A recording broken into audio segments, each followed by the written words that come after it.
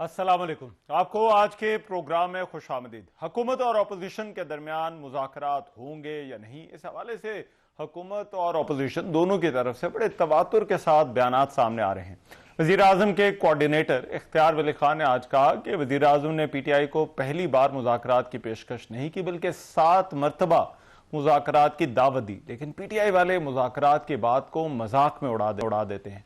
जबकि गवर्नर सिंध कामरान टेसोरी ने हुकूमत को PTI से बातचीत ना करने का मशवरा देते हुए कहा कि ऐसे लोगों से मुज़ाकरात नहीं करने चाहिए जो पाकिस्तान की तरक्की में रुकावट है।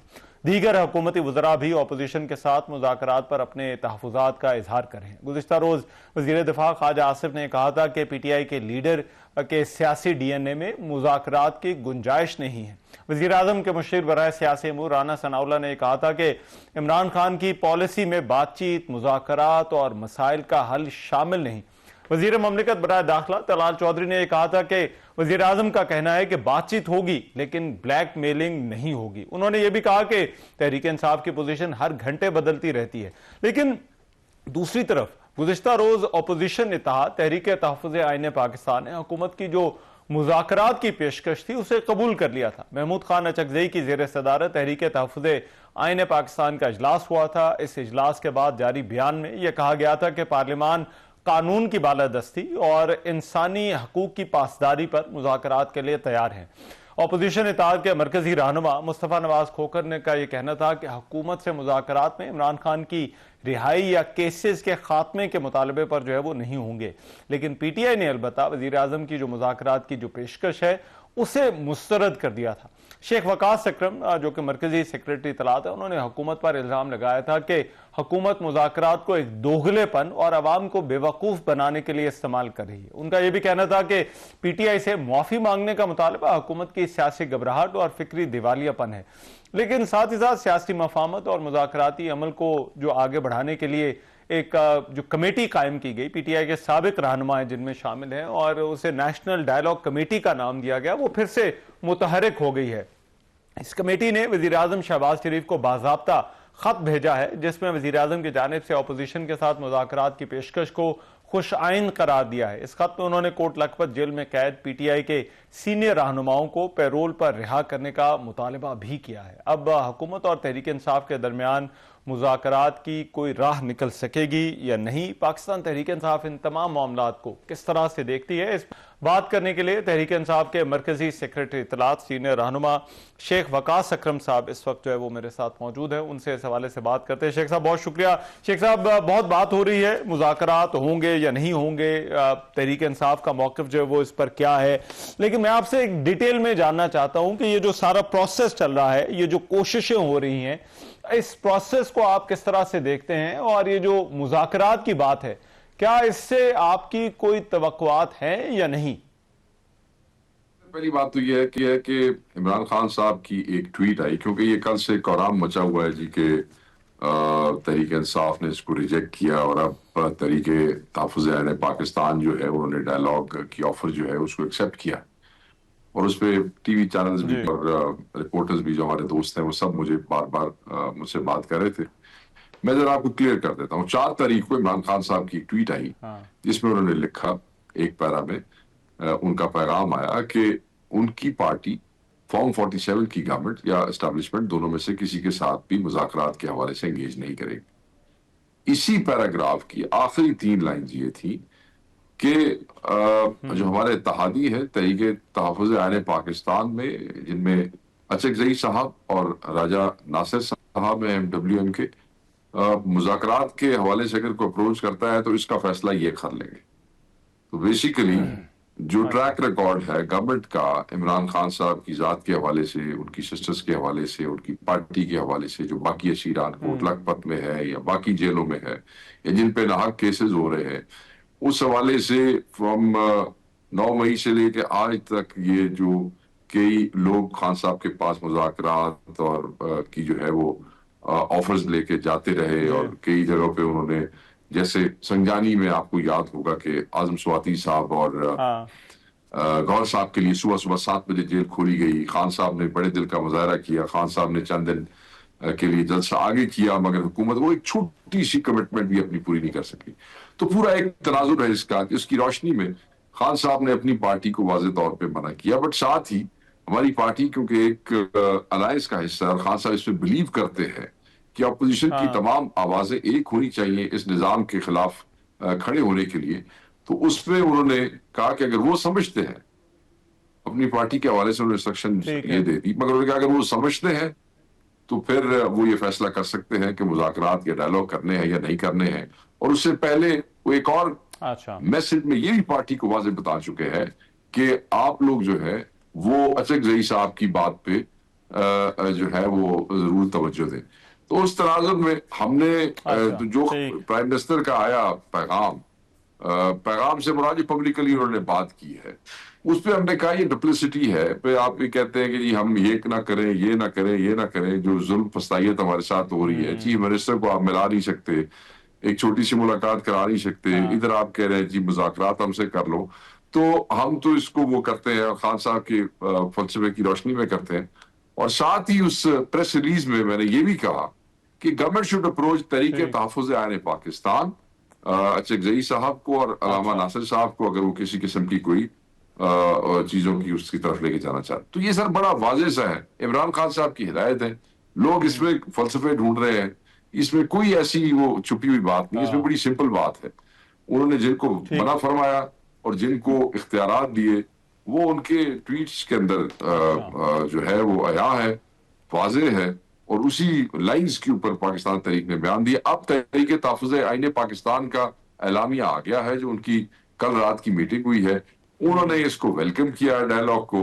हम उस ठीक। इत्तेहाद के डिसिप्लिन के पाबंद हैं और वहां पे हमारी नुमाइंदगी मौजूद है। अगर उन्होंने ये फैसला किया है कि वो डायलॉग को खुशामदीद कहते हैं, तो सो बी इट ठीक। सर। राइट, लेकिन राइट, शेख साहब आपने बड़ा वजाहत के साथ बता दिया कि पार्टी का मौक़िफ़ इन मुज़ाकरात के हवाले से क्या है, लेकिन बस जस्ट टू बी क्लियर, जो इंटरमीडियरी के साथ कोई थर्ड पार्टी अगर हुकूमत के साथ बात करती है तो उस पर तहरीक इंसाफ को कोई तहफ़्फ़ुज़ात नहीं है। सर वो जो तहफ़्फ़ुज़ात होने हैं वो कोई जो मुज़ाकरात जिनको खुशामदीद कहा है हाँ, तहरीक तहफ़्फ़ुज़ आइन पाकिस्तान ने, वो कोई इमरान खान साहब की रिहाई के हवाले से नहीं है। अगर आप उनका एलामिया पढ़ें तो वो रूल ऑफ लॉ के जी, हवाले से है, डेमोक्रेसी के हवाले से है, जी, जो बाकी बहुत से असीर और ये ह्यूमन राइट्स वायलेशंस हैं उनके हवाले से है, इलेक्शन कमिश्नर और इलेक्शन कमीशन के हवाले से है। तो ये ऐसी चीजें नहीं है जी कि हम खुद नहीं कर रहे तो हमने किसी को आगे कर दिया। ये ऐसी चीजें हैं जो पाकिस्तान में जमहूरियत के को मजबूत करने के लिए ये चीजें जरूरी है। ये इश्यूज वो हैं जिनको फ्रॉम टाइम टू अच्छा, टाइम इमरान खान साहब जो है वो रेज करते रहे हैं, और ये रूल ऑफ लॉ के हवाले से है। तो उसमें अगर वो ये कर रहे हैं तो मेरे ख्याल में इसमें वो कोई मजाक अच्छा, नहीं समझते, और खान साहब कहते हैं कि ये मुज़ाकरात का इख्तियार ठीक है। बहरहाल उन्होंने उनको दिया था। राइट, लेकिन शेख साहब कुछ और प्लेटफॉर्म्स हैं जो एक्टिव हुए हैं। एक तो नेशनल डायलॉग कमेटी है, वो आप ही के पुराने पार्टी के लोग हैं। ये जो दीगर प्लेटफॉर्म्स हैं या जिस तरह से नेशनल डायलॉग कमेटी है, इन प्लेटफॉर्म्स को या इन कोशिशों को आप किस तरह से देखते हैं? Pakistan Tehreek Insaf does not recognise any such platforms. हम इररेलेवेंट लोगों अच्छा, की कोशिशों को पार्टी न रिकग्नाइज करती है। बाकी रह गया जी कि वो कोट लखपत वालों की रिहाई की बात कर रहे हैं, तो ऑब्वियसली वो लोग वो हैं जिन्होंने वजारतें दी मगर मुसीबत में इमरान खान को छोड़ के वाईपीपी में शामिल हो गए। वो दूसरी बात है कि वहां से भी जूते पड़े उनको, मगर बहरहाल अच्छा, अगर वो अडयाला में जो हमारे रहनुमा है उनके साथ उनके जाती ताल्लुक भी है माजी में, तो अगर जाती ताल्लुक की बुनियाद पे कोई कोशिश कर रहा है तो करता रहे, उसको तो ना हम रोक सकते हैं, तो ना हमारा कोई हक बनता है किसी को रोकने का। तो वो जाती ताल्लुक पे कर रहे हैं। अब जाती अच्छा, ताल्लुक को कोई डायलॉग कमेटियों की शक्ल दे के रेलिवेंट होने की कोशिश करेंगे तो पता है फिर रेलिवेंट लोग जो है वो चूरन वेखते हुए तरह अंधेरे में चलो सारी दुकान चली अच्छा। जाए। राइट, लेकिन इसमें शेख साहब अब ओवरऑल जो स्टेक होल्डर है, मेजर स्टेक होल्डर, वो तो पाकिस्तान तहरीक इंसाफ ही है। लेकिन आपको क्या लगता है, अगर लेट्स से तहरीक तहफ़्फ़ुज़ आइन पाकिस्तान भी अगर बात करती है तो इसकी जो कामयाबी है प्रोसेस की, उसका इन्हिसार आपके ख्याल में किस चीज पर होगा? तवक्कुआत आपकी जो है वो क्या है? देखिए सर, पहले तो मैं ये समझता हूँ कि कामयाब नीयत अगर साफ हो ना सर, जिस तरीके से वज़ीर आज़म ने दावत दी और जिस तरीके से तरीके तहफ़्फ़ुज़ पाकिस्तान में चकज़ई साहब ने उनकी क़यादत में उसको कबूल किया, अगर नीयत साफ हो और कमिटेड हो रूल ऑफ लॉ के साथ और जेन्युइनली चीज़ों को आगे लेके जाना चाहते हो, तो ये तो सारे नीयतों के सौदे हैं सर। अच्छा, लेकिन इसमें शेख साहब जो पार्टी के अंदर भी अब दो ग्रुप्स हैं, एक वो जो जरा सख्त लाइन रखते हैं और एक दूसरे वो जो चाहते हैं कोई बात हो जाए, और खास तौर पर जो खान साहब की फैमिली है उनके हवाले से तासुर ये है कि वो बहुत ही सख्त और हार्ड लाइन जो है वो रखते हैं जब मुज़ाकरात की बात की जाती है। तो ये जो मुज़ाकरात का जो प्रोसेस है, इसमें फाइनल वर्ड पार्टी की तरफ से जो है वो किसका है? सर फाइनल वर्ड आ गया है, वो इमरान खान साहब के हवाले से ही है, और इमरान खान साहब के अलावा मुज़ाकरात के अच्छा। ऊपर किसी की ये कोई डोमेन नहीं है। फैमिली भी बड़ी वाज़ेह कह चुकी है बार बार कि दे आर जस्ट मैसेंजर्स। वो कहते हैं कि हम सिर्फ मैसेजेस वो करते हैं, और वो खान साहब की अमानत है जो हम पार्टी तक पहुंचाते हैं। और उस हवाले से खान के मैसेजेस में वो ऑलरेडी ही हैज स्पोकन कि किसने क्या करना है और किस हद तक करना है। इसके अलावा मुज़ाकरात किसी और की डोमेन नहीं है इस पार्टी के अंदर। अच्छा, और लास्टली शेख साहब, जो एहतजाज की तैयारियां हैं वो भी करने का कहा है इमरान खान ने, और दूसरी तरफ ये मुज़ाकरात की बात भी चल रही है, तो ये दोनों चीजें साथ साथ चलेंगी? सर बिल्कुल बिल्कुल तरीके इंसाफ का जो एहतजाज है वो चलेगा। सुहेल अफरीदी को स्ट्रीट मूवमेंट का कह दिया है, वो बकौल उनके तर्जुमान के उनकी स्ट्रीट मूवमेंट जो है वो शुरू होने वाली है, और वो उसकी तैयारियां कर रहे हैं, उसके लिए मोमेंटम पहले बिल्ड कर रहे हैं। ऐसे ही होता है सर, ये तो नहीं है कि आप मुज़ाकरात की कामयाबी के लारे वादों के अंदर जो है हर चीज आप रोक के बैठ जाएं और ये महीना 2 महीना चीजों को ड्रैग करते रहे। चीजें चलेगी तरीके इंसाफ जो है वो बहसीत पार्टी जो अपना चीजें प्लान कर रही है खान की रिहाई के लिए, वो करती रहेगी, और वो हमारा आईनी हक है। बाकी तरीके तहफ़्फ़ुज़ पाकिस्तान बिल्कुल करे, मुज़ाकरात सारा कुछ करे, उसमें उसको हम एहतराम की निगाह से भी देखते हैं, उसको हम एक्सेप्ट भी करते हैं, हम उसको वेलकम भी करते हैं कि ठीक है जी, आपको खान साहब ने एक वो दिया था इख्तियार कि आप फैसला कर लें मुज़ाकरात करने हैं या नहीं करने, तो उन्होंने कर लिया कि करने हैं, बस ठीक है वो शुरू करें। अब वही डिसाइड करेंगे कि किसके साथ उन्होंने डायलॉग करने हैं और TORs उसके क्या होंगे। ये सारी तफसीलात वो अब कुछ दिनों में बताएंगे, सबको बताएंगे। ठीक है, राइट। बहुत शुक्रिया। शेख वकास अकरम साहब हमारे साथ मौजूद थे, सेक्रेटरी इत्तलात पाकिस्तान तहरीक इंसाफ पार्टी पोजीशन के हवाले से बात कर रहे थे। प्रोग्राम में एक ब्रेक, वापस आ रहे हैं इस ब्रेक के बाद।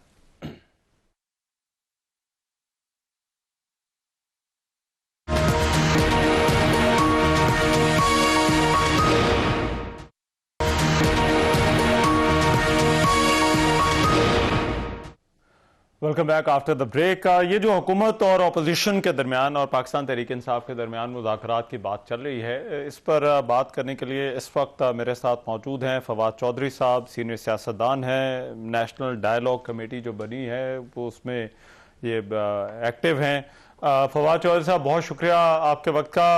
फवाद चौधरी साहब, सबसे पहले तो मैं ये जो मुज़ाकरात की बात चल रही है, इस सारे जो प्रोसेस से मैं आपकी तवक्कुआत जो है वो जानना चाहता हूं। ये जो भी आप लोग कोशिश कर रहे हैं कि ये कोशिश क्यों की जा रही है, और बुनियादी तौर पर आप इसका रिजल्ट जो है वो क्या देख रहे हैं? देखिए रहमान, बात यह है कि तकरीबन 2.5-3 साल हो गए हैं और पाकिस्तान की सियासत एक मुसलसल हिजान का शिकार है। इन 2.5-3 सालों में अगर हुकूमत एस्टैब्लिशमेंट इमरान खान का कोई सियासी ऑल्टरनेट क्रिएट कर लेती तो फिर उनको कोई जरूरत नहीं थी बातचीत करने की। इसी तरह से अगर PTI इमरान खान इनकलाब ले आते फिर उनको जरूरत नहीं थी बातचीत की। लेकिन अब एक स्टेलमेट पोजीशन है जिसमें ना तो हुकूमत से इमरान खान की सियासी अहमियत खत्म हो रही है और ना ही PTI से हुकूमत तब्दील हो रही है, और इसके नतीजे में जो आम पाकिस्तानी है वो बहुत ज्यादा सफर कर रहा है। इस वक्त आपका ताल्लुक फैसलाबाद से है, आप अंदाजा लगा लें कि वहां पे टेक्सटाइल की इस वक्त क्या हालत है, आपकी जो एग्रीकल्चर है उसकी इस वक्त क्या हालत है, फार्मर किस तरह से बेचारा जिस मुश्किलात का शिकार है, फिर 50,000 रुपए से 3 लाख रुपए कमाने वाले लोगों की कमर टूट गई है, उनको समझ नहीं आ रही उन्हें जिंदगी कैसे गुजारनी है। टैक्स जो है सैलरीड क्लास के ऊपर 35-40% हो गया है। ओवरसीज पाकिस्तानी इतने हाई पॉलिटिकल टेम्परेचर की वजह से $1 पाकिस्तान में इन्वेस्ट करने को तैयार नहीं है। उसकी वजह से आपकी रियल एस्टेट गिर गई है, रियल एस्टेट गिरने से आपकी कंस्ट्रक्शन बंद हो गई है। सो एक मल्टीपल प्रॉब्लम है इस लड़ाई में।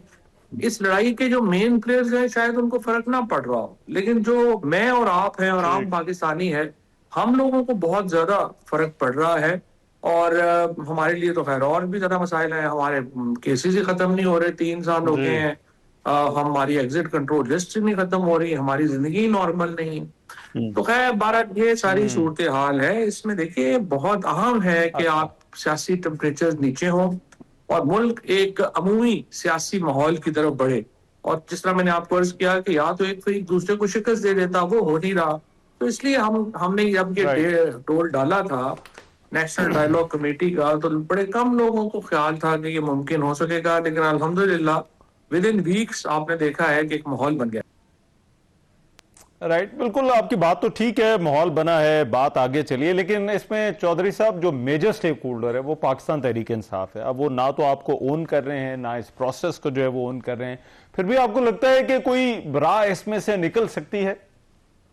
पहली बात तो यह है कि वो कहते हैं ना कि गुफ्तगू कीजिए, फितरत इंसानी है शकीब, जाले लग जाते हैं बंद मकानों में। जब आप बात करते हैं, बैठते हैं, तो नए रास्ते फिर उसी वक्त खुलते हैं। पहली बात तो ये है। दूसरी बात यह है कि जो तहरीक इंसाफ की मौजूदा लीडरशिप है, उसकी तो देखिए कोई हैसियत और अहमियत नहीं है। हैसियत और अहमियत जो है वो एक ही शख्स की है, वो इमरान खान है।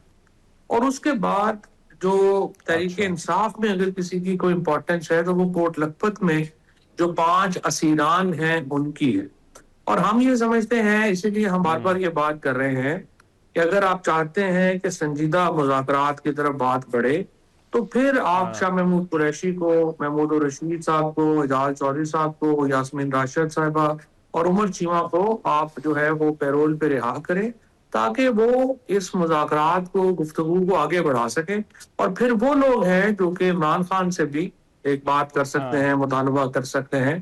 फिलहाल जो मौजूदा जो लीडरशिप है पीटीआई की, उसकी तो देखिए कोई अहमियत नहीं है। और बहुत सारे लोग, तो सच्ची बात यह है कि वो तो आओ कम हो, वो और आग भड़काने को तैयार है, क्योंकि उनकी अहमियत ही सिर्फ इस लड़ाई में है। सो ये सूरत हाल है जिसका हमें सामने। अच्छा, राइट। लेकिन चौधरी साहब इसकी जो टाइमिंग है उस हवाले से बड़े सवालात हैं, क्योंकि ये हर दफा जब भी ऐसी कोई मूव होती है पाकिस्तान की सियासत में तो ये सवालात उठते हैं। तो ये जो टाइमिंग है या मुज़ाकरात की बात अभी क्यों की जा रही है, क्या इसका मकसद है? तो कहीं से कोई इशारा तो नहीं कि इस तरह से बातचीत की या डायलॉग की कोशिशें हो रही हैं?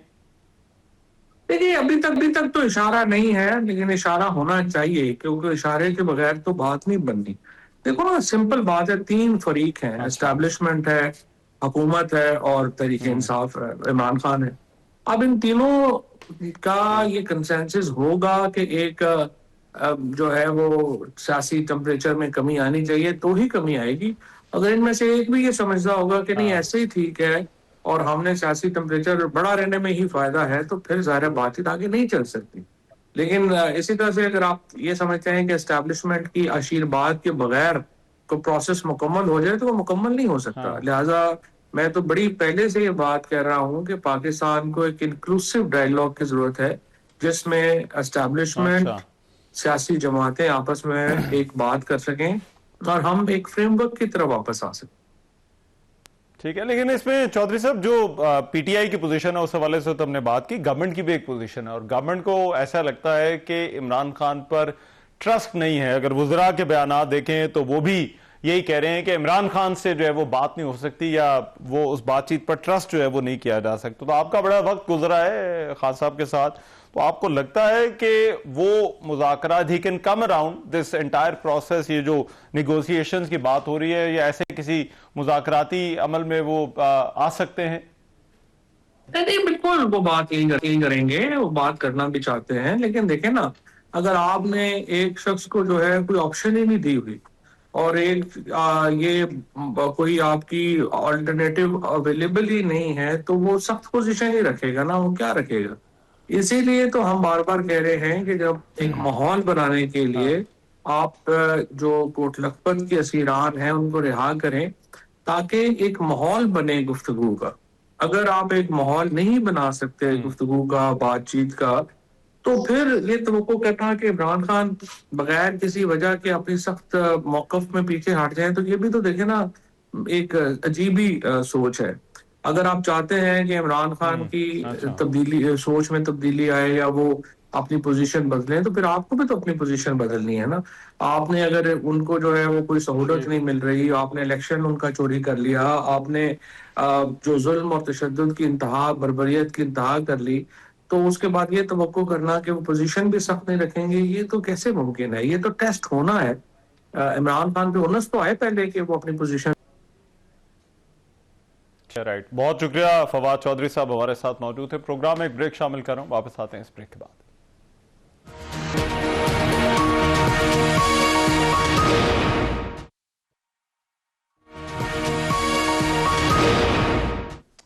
Welcome back after the break. Pakistan की सिफारती और अस्करी कामयाबियों के हवाले से तवातुर के साथ रिपोर्ट सामने आ रही हैं। अब अमरीकी मैगजीन द डिप्लोमैट ने पाकिस्तान को आलमी तवज्जो का मरकज करार दिया है। अमरीकी मैगजीन के मुताबिक 2025 में पाकिस्तान कई बरसों बाद दोबारा आलमी तवज्जो का मरकज बना और पाकिस्तान के लिए स्ट्रेटेजिक वापसी और अस्करी एतमाद का साल साबित हुआ। अस्करी क़यादत के मौसर फैसलों से पाकिस्तान की स्ट्रेटेजिक साख बहाल हुई। अस्करी क़यादत ने रियासती सतह पर इंतहापसंदी के खिलाफ वाज़ेह और मजबूत पैगाम दिया। आर्मी चीफ ने दो टोक मौक़िफ़ अपनाया कि जिहाद के ऐलान का इख्तियार सिर्फ रियासत के पास है। अमरीकी मैगजीन ने कहा कि सन 2025 में पाकिस्तान की अस्करी क़यादत ने रियासती मफादात का भरपूर तहफ़्फ़ुज़ किया। भारत के साथ मई 2025 की फौजी झड़पों ने आलमी तवज्जो हासिल की। पाकिस्तान की फौज ने महदूद वसाइल के बावजूद मौसर रद्द अमल दिया और भारत की अस्करी मुहिमजोई का मौसर जवाब दिया गया। पाकिस्तान की फौजी कामयाबियां आलमी दिफाई माहिरीन की तवज्जो का मरकज बनी, जबकि पाकिस्तान की फौज आलमी अस्करी मुबाहिसे में दोबारा मरकजी हैसियत इख्तियार कर गई। हिंदुस्तान के खिलाफ कामयाबी के बाद पाकिस्तान और अमरीका के ताल्लुकात में भी नुमाया बेहतरी देखी गई। अमरीकी मैगजीन ने यह भी कहा कि पाकिस्तान ने कतर, तुर्किया और सऊदी अरब को सालसी किरदार में शामिल करके सरहद पार खतरात को आलमी सतह पर मजीद नुमाया किया। दहशतगर्दी के खिलाफ पाकिस्तान को अंदरून मुल्क भी कामयाबियां मिली। मुख्तलिफ ममालिक के साथ जो दहशतगर्दी के खिलाफ ताउन है वो भी बड़ा और मुआशी मुश्किलात के बावजूद जो इस्लाहाती इक़दामात हैं उन पर पेशरफ्त हुई। द डिप्लोमैट के मुताबिक मईशत में मुश्किलात के बावजूद PIA की निजकारी 2 दहाइयों बाद एक बड़ी पेशरफ्त और मुमकिना टर्निंग पॉइंट साबित हो सकती है। अमरीकी मैगजीन का यह भी कहना था कि सऊदी अरब के साथ दिफाई ताउन ने पाकिस्तान का इलाकाई किरदार मजबूत किया है। CPEC के दूसरे मरहले के लिए साजगार आलमी माहौल बना और गजा से मुतालिक आलमी कोशिशों में पाकिस्तान को अहम फरीक करार दिया गया। इससे पहले एक और जरीदे फॉरेन पॉलिसी ने भी ट्रंप की नई खारजा पॉलिसी में पाकिस्तान को विनर जबकि भारत को वाज़ेह तौर पर लूजर करार दिया था। जरीदे के मुताबिक पाकिस्तान की स्मार्ट हिकमत अमली ने वाशिंगटन में ताकत का तवाज़ुन इस्लामाबाद के हक में बदला। वाशिंगटन में पाकिस्तान को दोबारा संजीदगी से लिया जाने लगा। इसी पहले जो है वो वाशिंगटन पोस्ट समेत दीगर कई आलमी जरीदे हैं जो पाकिस्तान के मौक़िफ़ की भरपूर हिमायत कर चुके हैं और ऐसा लगता है कि मगरबी दुनिया में पाकिस्तान की सिफारतकारी को लेकर जो है वो बड़ी तब्दीलियां रोनुमा हुई हैं और उसकी एक बड़ी वजह पाकिस्तान और भारत की जो है वो जंग थी।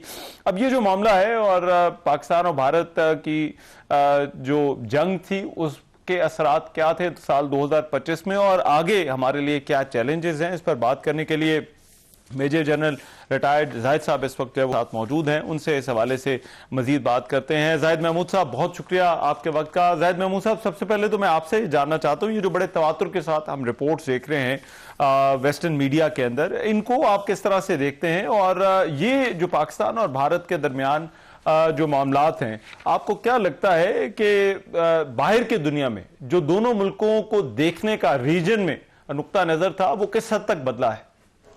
Thank you very much Rahman for the invite. और देखिए, जो पाकिस्तान के इंडिया का कॉन्फ्लिक्ट हुआ है जी, इसको पूरे रीजन की सिक्योरिटी आर्किटेक्चर में अगर देखें तो इससे पूरे रीजनल सिक्योरिटी का आर्किटेक्चर ही बदल के रखती है जी। उसको सीरियस जो एक बना हुआ था इंडो पैसिफिक स्ट्रेटजी के अंदर एक जो रोल एक so called net security provider का इंडिया को, वो डैमेज हुआ है। और पाकिस्तान और चाइना पिवटिंग हम देखते हैं कि रीजन में भी चाइना पिवटिंग हुई है और ओवरऑल पाकिस्तान एक स्टोरी में वापस आया है।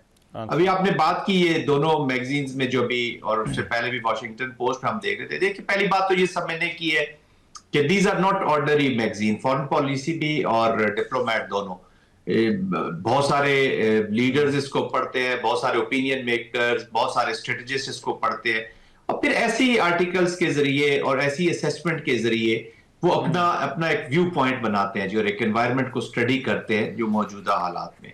आई थिंक इंडिया पाकिस्तान का कॉन्टेक्स्ट कहने को तो 4 दिन का था, पर इसने मेरे ख्याल में बहुत कम से कम 1.5 से 2 दहाइयों की जो यहाँ की सिक्योरिटी के साथ लोग अटैच हैं या जो सिक्योरिटी को देख रहे हैं, उस पूरे आर्किटेक्चर को तब्दील कर दिया है जी। ठीक है, और आपको लगता है कि ये कोई वक्ती शिफ्ट है या ये मामलात लॉन्ग टर्म हो सकते हैं? देखिए, जब हम इसको हम समझते क्यों है कि ये वक्ती लोग क्यों असेसमेंट करते हैं, वो नेचर है मेरे ख्याल में प्रेसिडेंट ट्रंप की जी, जो ट्रांजिशनल या मर्क्यूरियल एक पर्सनैलिटी का एक कॉन्टेक्स्ट है ना, उस कॉन्टेक्स्ट में लोग उनको देखते हैं। बट हैविंग सेड दैट, मैं समझता हूँ रहमान अजहर साहब के, देखे अब पूरी दुनिया जो है इस वक्त एक ट्रांजिशनल रिलेशनशिप को लेकर आगे बढ़ती है। अब देख रहे हैं इंडिया पाकिस्तान का कॉन्टेक्स्ट देख लें, 2005-6 में जब ये सिविल न्यूक्लियर डील हुई मनमोहन सिंह की और प्रेसिडेंट बुश की अमेरिका के साथ, तो वो उन्होंने पाकिस्तान को इंडिया से अलग किया, लेकिन आपको एफपैक बना दिया। अब आप एफपैक से निकल के वापस इंडिपेंडेंट एक अफगानिस्तान अलग कर दिया गया, आप एक इंडिपेंडेंटली डील कर रहे हैं चीजों से। तो ये ज्यादातर ट्रांजिशनल इन नेचर ही रही है। बट अगेन ये अब पाकिस्तान पे डिपेंड करता है कि जिस तरीके से इन्होंने इस विंडो ऑफ अपॉर्चुनिटी से फायदा उठाया, they built on the situation, और ये क्रेडिट मैं देना चाहूंगा पाकिस्तान की मिलिट्री डिप्लोमेसी को कि उन्होंने लीड में रहते हुए बाकी हमारी डिप्लोमेसी को और पॉलिटिक्स को भी इफेक्टिव किए, तो उसका पूरा फायदा उठाया। अच्छा। और एक विंडो ऑफ अपॉर्चुनिटी मिली है जिससे आपने री इंटीग्रेशन की है इनटू द इंटरनेशनल डिप्लोमेसी में, आप वो सामने आए हैं, इंटरनेशनल पॉलिटिक्स में आपकी री इंटीग्रेशन हुई है। तो अब ये पाकिस्तान पे डिपेंड करता है कि हाउ क्राफ्टली वो इसको लेकर आगे चलते हैं और कितना प्रोलॉन्ग या प्रोट्रैक्टेड पीरियड के लिए इसको लेकर चलते हैं और अपने ऑब्जेक्टिव्स हासिल करते हैं। तो यही असल फिनेस है, चीज एस्टेब्लिश हो गई है।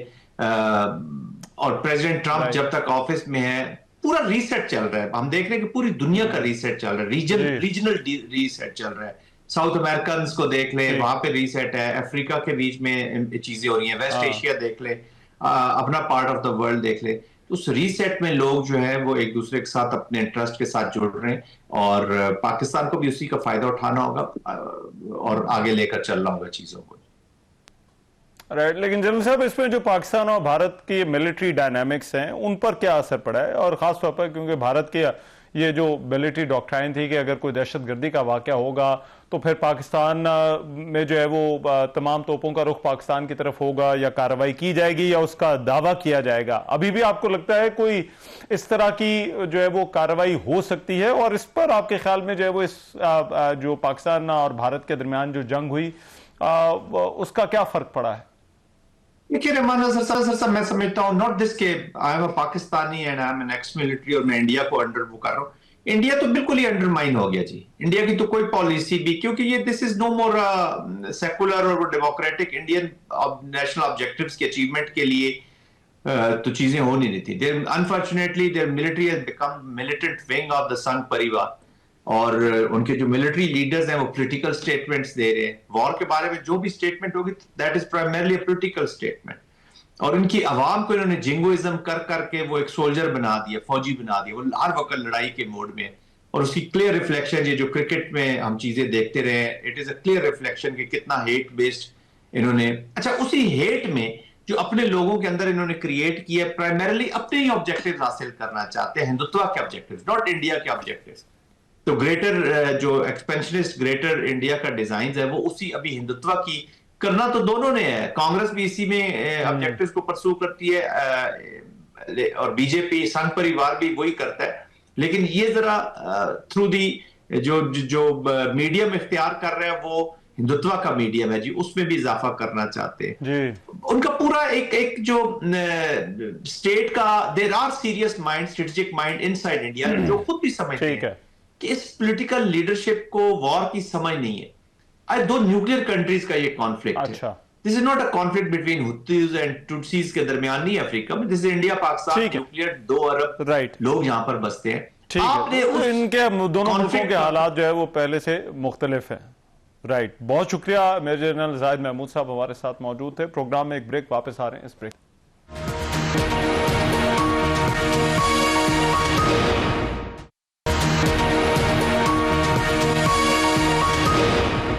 Welcome back. आज 25 दिसंबर है। बाबा कौम कायद-ए-आज़म मोहम्मद अली जिन्ना का 149वां यौम पैदाइश आज मनाया गया। कायद-ए-आज़म मोहम्मद अली जिन्ना दुनिया की उन चंद शख्सियात में शामिल है जिन्होंने तारीख का धारा मोड़ा और 2 कौमी नजरिए की बुनियाद पर मुसलमानों को एक अलग वतन दिलवाया। आज का जो दिन है उसका आगाज इस्लामाबाद में 31 तोपों और सूबाई दारकूमतों में 21 तोपों की सलामी से हुआ, जबकि मज़ार कायद पर गार्ड्स की तब्दीली की पुरवकार तकरीब का इनेकाद भी किया गया। बाबा कौम के यौम विलादत के मौके पर मुल्क भर में खुसूसी तकरीबात, सेमिनार्स और कॉन्फ्रेंसेस भी हुई।